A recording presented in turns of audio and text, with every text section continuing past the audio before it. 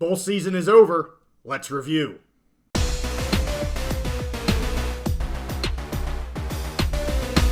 The college football bowl season is in the books, so we're back on the big mountain to break it down for you.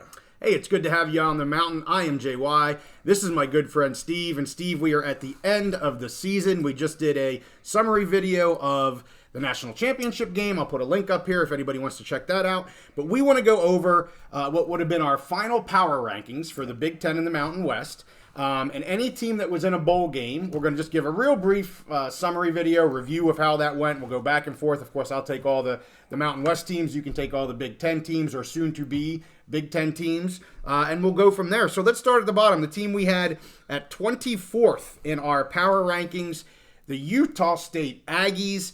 They played Georgia State going into this game. I wasn't sure what quarterback was going to play for them. I was hopeful that they would have one of their top two guys. They didn't play. They had I shouldn't say only, but they had Williams, their third string, that only got into a game late in the season and just struggled offensively, which is odd for them because they were just a great offensive team. They lose the game 45-22. You know, I had mentioned all year how they struggled a bit on defense, and that Georgia State offense is a decent offense. I'm surprised by the spread there, 23 points. And Georgia State had 643 yards of offense to Utah State's 346 yards. So certainly, you know, it's about double in terms of yardage. It's about double in terms of score. So we're starting off a little bit of a downer here for the Mountain West, a loss for Utah State. So we go up to 22. That is Minnesota, Steve. Yeah, so, you know, Minnesota was our worst Big Ten team that got a bowl game.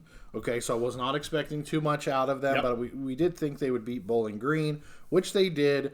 You know, Minnesota had a bunch of transfers that we already talked about in another video. Kaliak Manis, the quarterback, and his brother going to Rutgers. They had some other. So I was wondering who's the quarterback, what's the offense going to look like. Their offense already wasn't great this year. Secondary wasn't great. Luckily, they were playing Bowling Green, which is maybe the worst team in the country that played in a bowl game, possibly.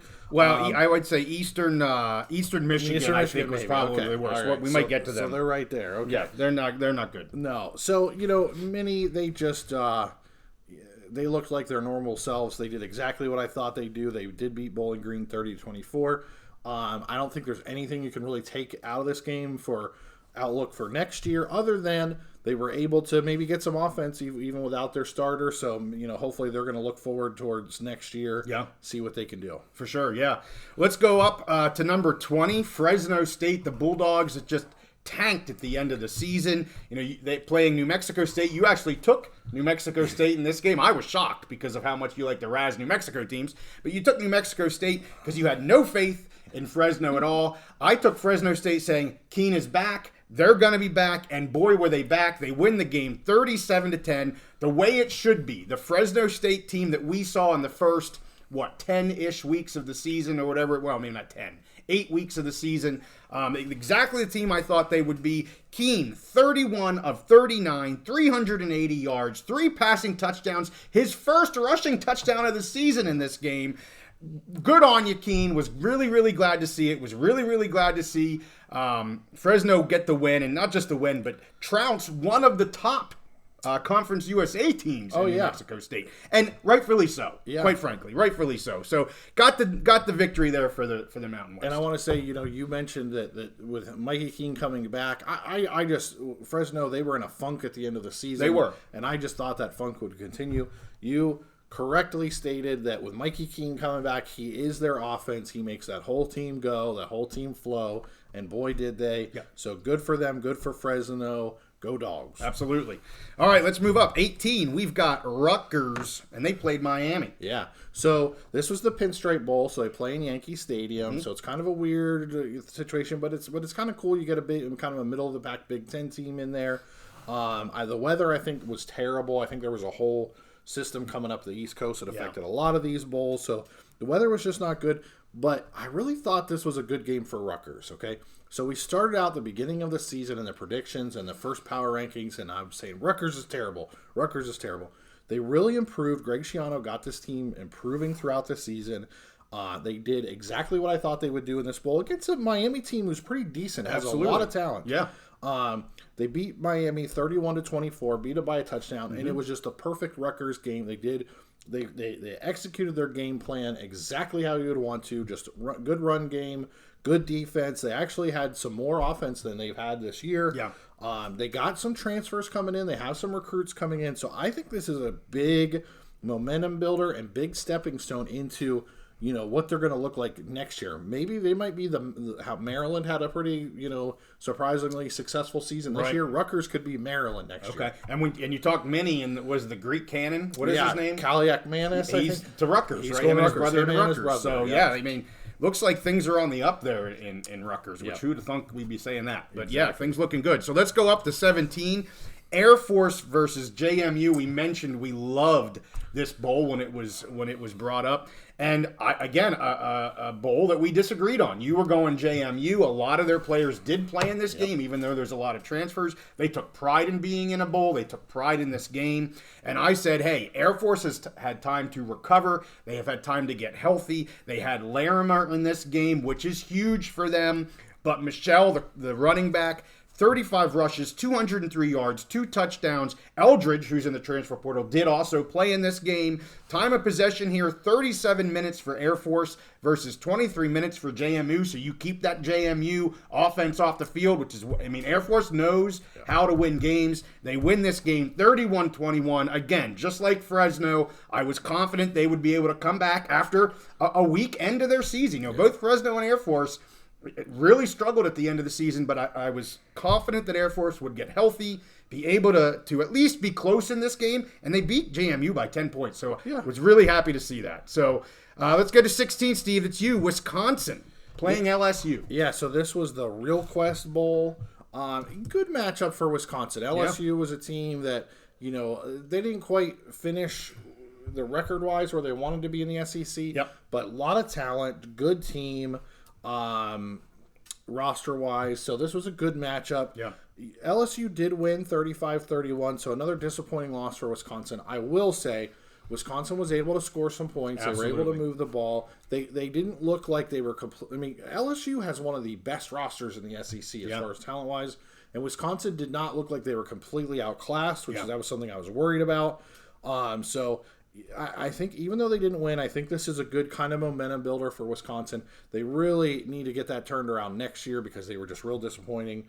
So it is what it is. Even though they lost, kind of a solid bowl for Wisconsin. And we had both taken LSU in that game, and you were pretty heavy LSU, as was I, because I just didn't think Wisconsin was going to score much. I'm not surprised LSU scores 35.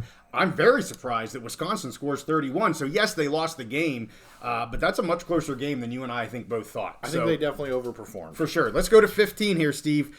We had USC, so, yes, not a Big Ten team yet, but almost. So, what do you think about that game versus Louisville? Yeah, so we didn't know what to think. We both were kind of down on USC at the end of the season. They're going to be moving in the Big Ten next year. They lost Caleb Williams, reigning last year's Heisman Trophy winner. Probably going to be either the first or second pick in the draft. Louisville had a great season. We were really I was expecting Louisville to kind of cap that season off with a win, and USC to continue to cap off their disappointing season with another disappointing showing. Yeah. Well, in comes USC's quarterback, and now his name escapes me. It does me too. I had it written down like I know. Well, anyways, the guy comes in, absolutely amazing, throws 6 touchdown passes. Just fantastic. I think they found their quarterback of the future next year, which we had a transfer out of USC going to Boise. Yep. Sure, we'll talk about that in another episode. Yep. And, this guy, he looks like he's got the job locked down for next year. And we finally saw USC do what we thought what a lot of experts thought they would do this year. Offensively, they were just awesome, firing on all cylinders. So they defeated Louisville in the Holiday Bowl 42-28, and it wasn't even that close, honestly. No, very surprising. I was really surprised by that game. Let's go to 14, where we had UCLA, and I think it's probably the only game where we had 2 teams in our Big Mountain Power Rankings playing each other. So we had Boise and UCLA playing in the LA Bowl hosted by Gronk or whatever the heck it was. And Yeah, do you want to take it with me in a minute? You want me to take it? How about I say a few things about UCLA, and then you can I'll talk get into about Boise. Boise's Okay, all right, sounds good. So UCLA, again, we were not expecting a ton coming in. They kind of struggled offensively. Their quarterback was transferring out. Well, and then we didn't even know who was going to start because the another guy who had started a few games, he was out for this game. Well, he comes back in, just awesome, plays really great. It looked like, to me in the first half, and I'm interested to hear what your thoughts are on Boise. First half looked like Boise was the better team. UCLA was going to get run out of the building. The other quarterback comes in, just unstoppable, and UCLA gets a good solid win to give them some momentum for next year, and hopefully they found their quarterback. Do you want to take it from Boise side? Yeah, so Boise was our 8. So we had our Big Mountain number 8, Boise going against our Big Mountain number 14, UCLA. I knew this would be a tough test for UCLA without Madsen and without Green, because Green had transferred at that time. But you never know. When you have Genty, you never know. And the first half, I mean, you couldn't have asked much more from Boise. They're up 16-7 at the half. Things looked really good for them. They were doing what they wanted. But then the Schlee, the starter for, or Schlee, whatever it is, the starter for UCLA gets injured. I think it was at the end of the first half, if I'm remembering correctly. Yeah. Maybe it was very beginning second, but I think it was the end of the first half. Garbers comes in, yes, who coach said at the end of the game, he asked him if he was able to play or start this game, and Garbers said, no, I'm not. Well, he plays in the third quarter, and he's throwing dimes. Yes. As the Mountain West guy, I wanted Boise, although I did pick UCLA in this game. Yeah. So I was happy in terms of our betting that UCLA covered. But I'll tell you what, watching Garbers play, I was really happy with the first half because Boise was doing what they wanted. But it was just as impressive to see Garbers come in, throw 3 touchdown passes, beautiful passes. I mean, just fantastic in the third quarter. I mean, Helani did tack on a late 66-yard run there to make it respectable, 13-point loss, and ended up 35-22. So, you know, I was hoping to keep it close. I was happy Helani could get that touchdown to, again, make it look somewhat respectable with UCLA. But props to Garbers in that offense in the third quarter. Fantastic showing. Holy cow. I think both teams really can take a lot of positives from this. I mean, Boise, they just didn't have a quarterback. I mean, right. Their 2 starters just out. Yep. But I really thought they played really good in the first half, especially the running game. Genty against that solid UCLA defense. For sure. Held their own, showed that they could compete. And then UCLA caught lightning in a bottle. Yeah. A guy who wasn't even supposed to play comes back in and was just on fire. Like, I don't know if this guy, he's either the best quarterback in the country or he just had a lucky horseshoe up his ass that day. I don't know. It was his hour of that day, let me tell you. It was impressive. It was impressive. Yeah, so good things for both teams. For sure, yeah. Let's go to 13 now. Wyoming, my Cowboys. A game I was really looking forward to. Second straight year in the Arizona Bowl. At least it was on TV, as we said. Playing Toledo. They win the game 16-15, so don't cover, but win the game with a great comeback in the fourth quarter, being down 15-6, just couldn't get points. They weren't playing bad, just not able to convert and get some points, but they were able to then send off Coach Bowl off into the sunset, as a Cowboy should go. He's retiring. I actually saw he's going to be the executive director of National Coaches Association or something like that. Yeah. I may not have said that right, but he's going to be the ED of some sort of a coaching agency. First 9-win season in Wyoming. Just a great way to end it for him. Peasley was just a beast down the stretch, got injured, did everything he could, even his ribs of some kind. He stayed in there, still threw a strike, and just he couldn't do it anymore. Yeah. And let me just tell you, Poke fans, I think Svoboda, the backup, who was a sophomore, I love Peasley. I was huge into Peasley. I was big into him to start the season. I thought they would have the season they had largely because of him. I saw a great write-up about, you'll always live as a Cowboy or something, and rightfully so the way he played. Yeah. But this sophomore going to be junior with Svoboda. Yeah, maybe his first year as a starter, a little bit of a struggle. But 6'5", 240, something like that. He's a runner and a passer. I think we're in good hands in Cowboy land, in Poke land. So anyway, that's where we were at with Wyoming. Now we go to 12, getting close to the top 10. Maryland was our number 12 team, playing Auburn. Yeah, I mean, So Maryland had a good season, better than probably some people expected them. Go to the Music City Bowl against Auburn. Yeah. Just kind of a middle of the pack SEC team that has a pretty solid roster. Yeah. Talia sat out the game. We've talked about this so many times throughout the year. He's their entire offense. Right. Neither one of us thought that Maryland had much hope without Talia, and they lose 31-13. Yeah. The rest of the roster at Maryland is just some guys, some guys you could get off the street, basically. Hopefully, a little better than that. Maybe, but they're just a bunch of guys. They look totally different without Talia. Yeah. Who's moving on one way or the other this year. So Maryland, a solid season this year. They just. They didn't look competitive against Auburn. Yep. And I really wonder what this means for them next year. Yep. They're losing a couple other key players in the transfer portal. I don't have a lot of hope for them next year in the Big Ten. Okay. All right. Well, let's get to number 11, Northwestern. Another Big Ten team, another team that came on like crazy at the end of the season, covering spreads. They don't even, not even covering spreads, winning games when they're getting points. Yep. Same type of deal happened here against Utah. And Steve, what happened? Yeah, so we had a question from in one of our live episodes about what was my favorite bowl game of the year. Well, this was it. The Las Vegas Bowl. Both of us have a lot of respect for Utah. Just a good, solid team. We like their coach. They play solid defense. They don't make a lot of mistakes. I think I picked Northwestern on this one. You picked Utah. I was just riding that Northwestern hot hand, and the hot hand continued to go. Just a solid. I mean, it wasn't flashy, a 14-7 win. Yeah. Just a little bit better than another solid team. But I think overall, just a great win for them, and just good program momentum building.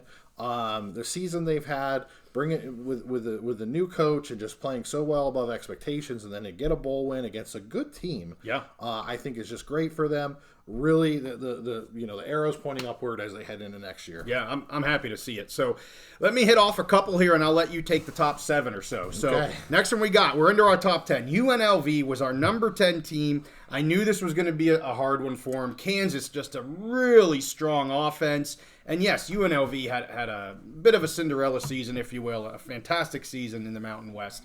But they lose to Kansas 49-36.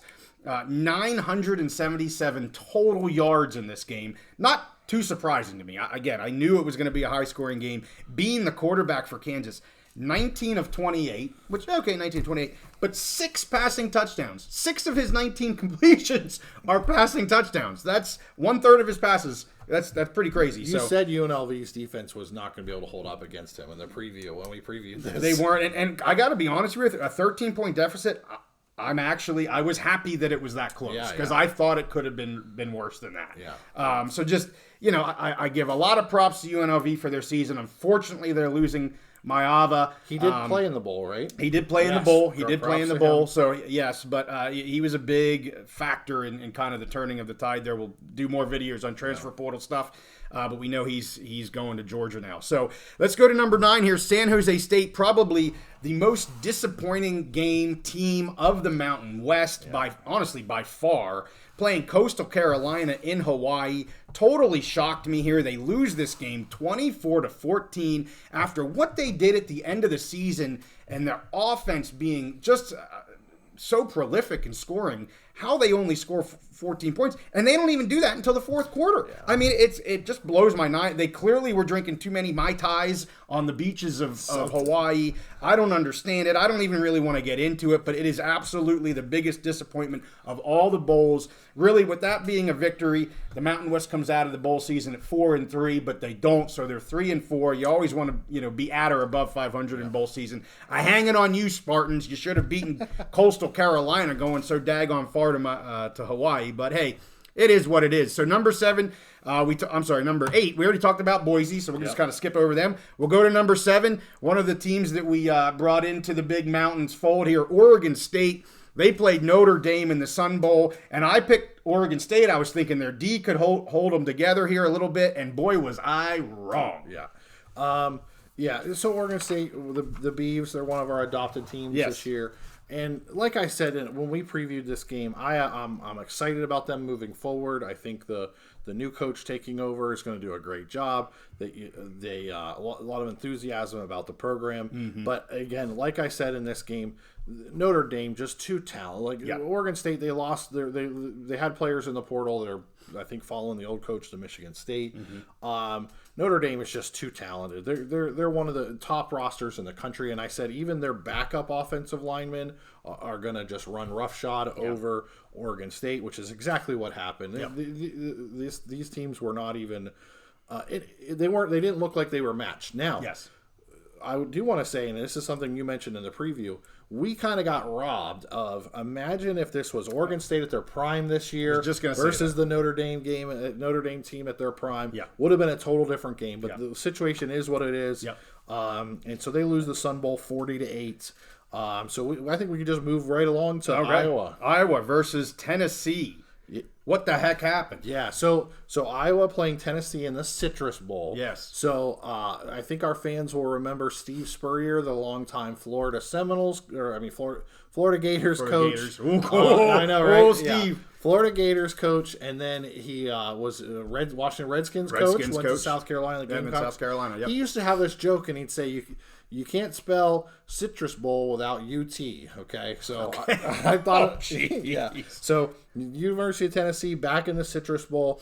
Their quarterback this year that they had all season, and now his name escapes me. He just did not get it done. He wasn't the guy. Their offense was just terrible this season. I really thought this was going to be a battle of two good defenses versus two terrible offenses. Well, finally Tennessee brings in their true freshman quarterback. Just totally goes off. I don't know what they were doing. Milton was the guy they had as a starter. Okay. True freshman comes in. They should have been playing this guy, I think, all year, at least halfway through the season when it was apparent that Milton wasn't getting it done. But they got to be excited in Tennessee. 35-0. It gives a good, solid Iowa defense, and Iowa just is what they are. Like, this game they were outclassed. They'll be back next year doing pretty much the same thing they're doing, but Tennessee has got to be happy about their true freshmen. They just destroyed Iowa. The 0, maybe not too surprising for Iowa. The 35 for Tennessee, to me, very surprising. Yeah. So, again, props to that offense. So, let's go to your team here. Penn State, our number 5 power ranked team, versus Ole Miss. Oh, what do you want to say, Steve? Yeah, so, it is what it is. They lost the Peach Bowl to Ole Miss 38-25. I took Penn State in this game. The expectations going into the game were Penn State fans were excited about a lot of the guys who could have opted out. It looked like they were not going to opt out. We thought we'd have an almost full roster. Well, the morning of the game, it's announced the starting left tackle, the number 1 cornerback, and a couple other guys are opting out, not playing. And that, honestly, that was just a death knell. And then there were 4 or 5 other guys that said they were going to play the game, and they did come and play, but they were on a snap count. They played the first quarter of the game, and then they were out after that. So, Ole Miss, the story of this game, I thought would be Ole Miss's offense, their quarterback, and their receivers versus a really good Penn State defense. Well, it was the story of the game as far as the Ole Miss offense, their quarterback, Jackson Dart. And honestly, I think Ole Miss may have the second best group of wide receivers behind Washington in the country this year. And maybe they don't have the names of some of the Washington guys, but I think they might be just about as talented. And Jackson Dart was just spraying it all over the field, just bam, hitting those guys. And Penn State kept it close in the first half. They had some running. They were running the ball. Things were going okay. But you just got in the second half, and those guys that were only on the 25% snap counts were out of the game. You have Chop Robinson, who didn't play, who opted out. Olu Fashanu, their left tackle, opts out. Their starting they basically were missing both of their corners against the best wide receivers they would play all year. So Ole Miss just showed second half the team they could put on the field was just better than the team that Penn State could field that day. They win 38-25. I think this is just kind of a wash for Penn State. It reminds me of they lost the Outback Bowl a couple years ago to Arkansas when they had a ton of opt-outs, and then the next year came back with a great season. So I don't really see it as one way or the other, except for I do think I think it was a good game for Ole Miss to show they're going to be contenders next year. Jackson Dart's coming back. I think all those receivers are coming back. They lost their starting running back to Ohio State in the portal, but they got enough other talent. And for Penn State needs to identify a number one wide receiver for next year. They just, again, did not have a guy they could go to consistently. You have Julian Fleming coming in from Ohio State. Hopefully he can be that guy or someone else, because that's something, if Penn State wants to contend next year, they have to identify a number one wide receiver that they can count on to move the chains and to score points when they need to score points. Yeah. Can I take the next one, Steve? Sure. Number 4, Oregon. Okay. I don't want to talk about this much because it still pisses me off. I hated this bowl when it was announced. I hated it when it was played. And it was the way it should have been. Oregon Ducks 45-6 over Liberty. Everybody got a little excited because Liberty scored first, and guess what happened after that? Boom. They got freaking trounced. And rightfully so. I still hate the bowl, but I want to go to the positives here and say, great job, Oregon Ducks. Great job, Bo Nix. Going out with a bang. Screw who you're giving in the bowl game. Come, play your game. Do what you want to do. Win the bowl game. So they did all of that. So my focus here is on the Ducks, their players. You had a great season. And I wish Bo Nix and all the seniors and those going off onto greener pastures, wherever they are, I wish them the good luck, but still hate the bowl. I'm not even going to talk about the game at all. Just want to echo that sentiment. Great on Oregon. They could have come in and done the same thing, done the 25% snap count, still won, whatever. They came in, they played their best ball, won a big bowl game. This is a nice trophy to go in the case. They didn't get a chance to pick who they were going to play. They came out, they did what they had to do, get a nice bowl win. Congrats to Oregon. Great season. 2 very close losses to a team that was in the national championship game. No shame there. And Bo Nix. When I mentioned this before, when he was at Auburn, those fans just absolutely shit on him. He was treated very unfairly, I think. You see him go to Oregon, play for a good program, a good team, supportive fans, and a great coach that knew how to use him and had a fantastic season. Good luck to him in the NFL. So let's get to our top 3. Ohio State was our number 3 team. A loss to Missouri in the Cotton Bowl, 14-3. What do you have for that game? Yeah, Ohio State had 0 offense. Kyle McCord did not play in the game. He's transferred. Already knew where he was transferring to before this game. They had some other guys sit out. Ohio State had absolutely no offense. Marvin Harrison Jr. didn't play. Their only offense really this year for most of the season was McCord chucking prayer ducks to Marvin Harrison Jr. They didn't have that. Had absolutely no offense. This team on paper is absolutely loaded, but another disappointing season, disappointing end of the season. And you got to wonder, we talked about Ryan Day, and you stood up for Ryan Day, and I agreed with all of your points. But you got to wonder if they have another disappointing season next year, lose to Michigan again, and maybe have another disappointing loss. What's his status going to be? That's going to be an interesting question going into next year. Who's their quarterback going to be, and what's Ryan Day's status going to be if they have another disappointing season? I would agree. The ice is thinning, I think, on the Ohio State coaching staff. So let's get to the top 2. We already kind of did some of these in terms of a review, but go over them real quick. So Washington was our number 2 team. Obviously, they win the Sugar Bowl in the semifinal. Then Michigan was our number 1 team. They win the Rose Bowl in that semifinal. What do you want to say about those 2? I know we kind of already did a review of them, but go ahead. Yeah, Washington, great win for them in the Sugar Bowl against a really good Texas team. I don't think a lot of people understood how good of a team Texas was. They beat Alabama early, then lost to Oklahoma. Really good team, good win. Washington jumped all over them with that passing game, got them to go away from the run. So a good, solid win in the Sugar Bowl, which is the semifinal. And then, they lost to it, just kind of what looks like a team of destiny this year, just the best overall team. No shame for them. Great season for Washington. Their last season in the Pac-12. Coming into the Big Ten next year, Penix is going to be gone. These receivers are going to be gone. I think Polk already opted out. I'm sure Adunze is going to be a top 15 pick in the draft. So they're losing the receivers. They're losing Penix, but great season for them. Kyle DeBoer, the coach, love him. Great guy, great coach.